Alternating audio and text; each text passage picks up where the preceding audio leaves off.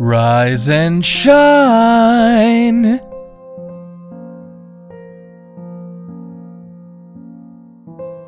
Yes, questions upon questions. None of that truly matters, so let us dispense with the pleasantries.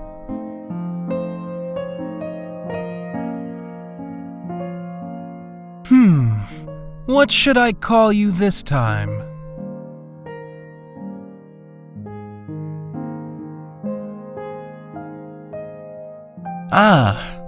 I know. You shall henceforth be known as Miss Pumpkin. Enough talk, for you see, time is of the essence.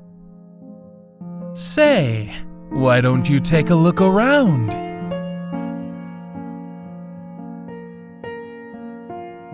Now, Miss Pumpkin, please play along. It's in your best interest to do so, after all. Good girl.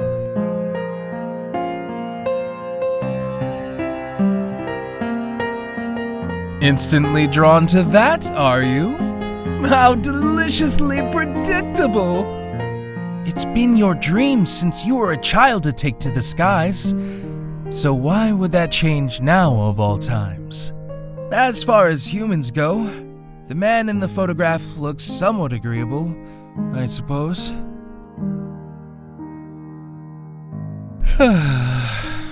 You are a bother and a half, Miss Pumpkin. Look closer. Don't you remember? Have your circumstances truly taken such a toll on what little remains of that gray matter in your head?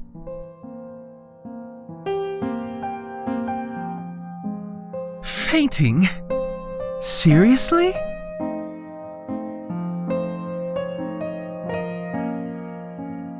Well, at the very least, I do believe we're getting closer.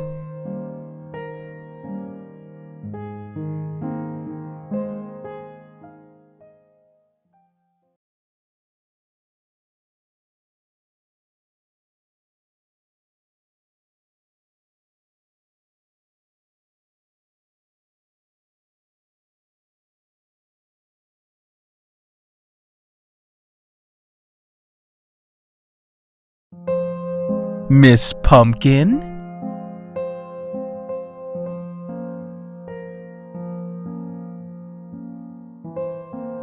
Have a look around, would you kindly?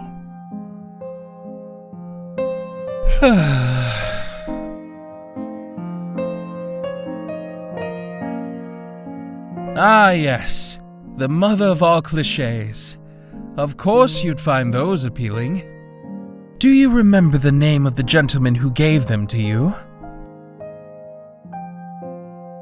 My expectations were lower than your husband's standards, yet you still managed to disappoint me. Your entire life has been defined by men, hasn't it? Your uncle, the renowned aviator from the photograph, who would regale you with stories of clouds or whatever. You have him to thank for awakening to your calling as a pilot. And then, love hit you like the asinine force of nature it is, granting you additional layers of stupidity with it. Perhaps you aren't going far enough? Can you remember the face of the one you love? I'm waiting. Oh, what now? Can't you handle a little bit of good old-fashioned trauma? Really? Fainting again? Honestly, why do I even bother?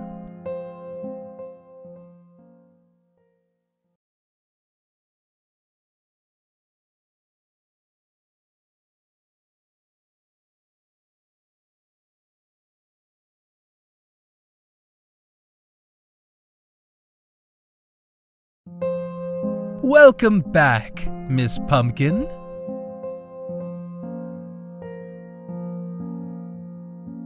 You are testing my patience, human.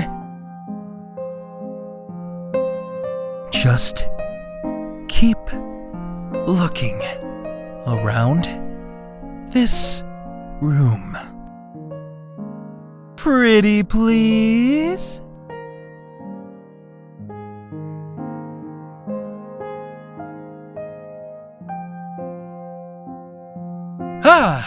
Now we're getting somewhere. Verbally gifted as always, Miss Pumpkin.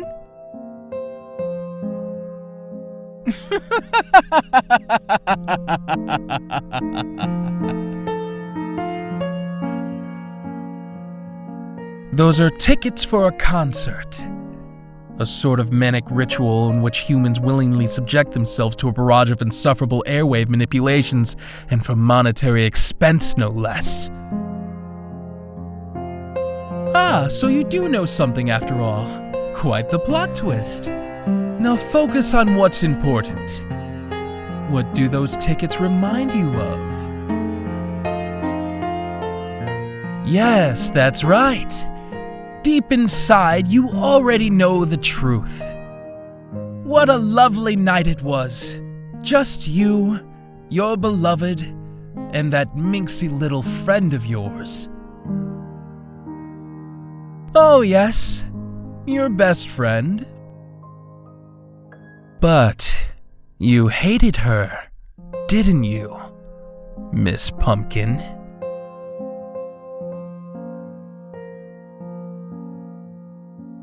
Lies! You wanted her to disappear.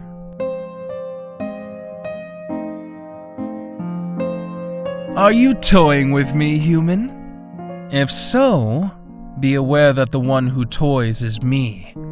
Only me. And always me. You truly do not recall? Even after all this time, perhaps you truly are a lost cause. You can't be serious. Again? Very well, one last attempt. If it fails, I shall begrudgingly concede defeat.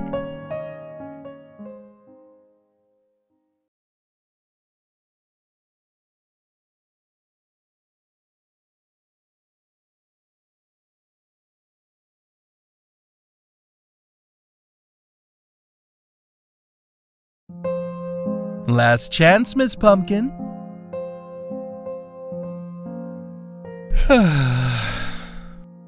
Show me which object fascinates you the most.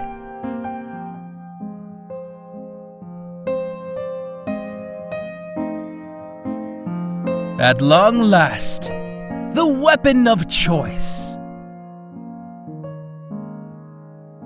You and her, fledglings in your field. She was your uncle's favorite, even though he was your uncle. Oh, the shame of having her be better than you, of having her steal the spotlight so unapologetically. Why, Miss Pumpkin? Why did you so badly need to be the best? Enough! Remember how much it hurt when she crossed the line. That's right. Oh, and they thought they were so clever about it too. As if you would notice.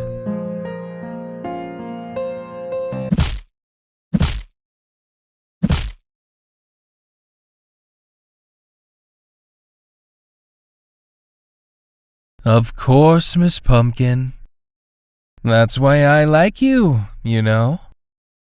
You have a penchant for knowing when someone needs a good bludgeoning to the head. And the intrinsic irony of using that particular statue was an inspired choice, I must admit. So it would seem, and not a moment too soon. Now that you remember, Miss Pumpkin, I do believe we have some work to be done. Take my hand, human, for you shall be the voice of the future that I wish to create.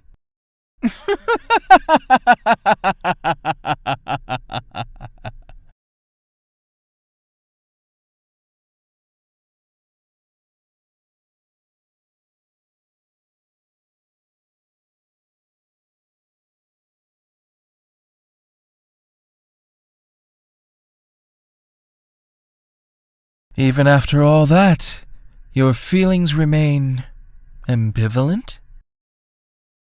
Enough is enough. It's a shame. I did see promise in you, but I can't share my vision with someone so indecisive. What a waste of time. To the box with you. Too late.